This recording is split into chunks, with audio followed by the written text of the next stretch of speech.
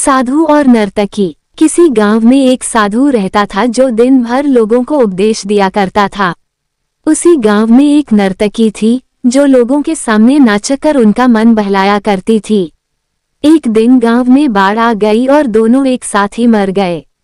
मरने के बाद जब ये दोनों यमलोक पहुंचे तो इनके कर्मों और उनके पीछे छिपी भावनाओं के आधार पर इन्हें स्वर्ग या नरक दिए जाने की बात कही गई। साधु खुद को स्वर्ग मिलने को लेकर पूरा आश्वस्त था, वहीं नर्तकी अपने मन में ऐसा कुछ भी विचार नहीं कर रही थी।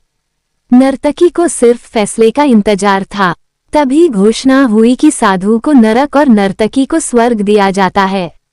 इस फैसले को सुनकर साधु गुस्से से यमराज पर चिल्लाया और क्रोधित होकर पूछा, ये कैसा न्याय है महाराज? मैं जीवन भर लोगों को उपदेश देता रहा और मुझे नरक नसीब हुआ, जबकि यह स्त्री जीवन भर लोगों को रुझाने के लिए नाचती रही और इसे स्वर्ग दिया जा रहा है।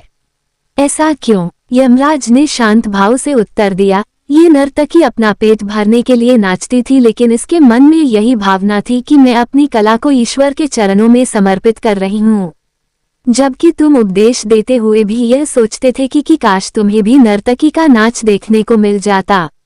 हे साधु, लगता है तुम इस ईश्वर के इस महत्वपूर्ण संदेश को भूल गए कि इंसान के कर्म से अधिक कर्म करने के पीछे की भावनाएं मायने रखती है। अतः तुम्हें नरक और नर्तकी को स्वर्ग दिया जाता है।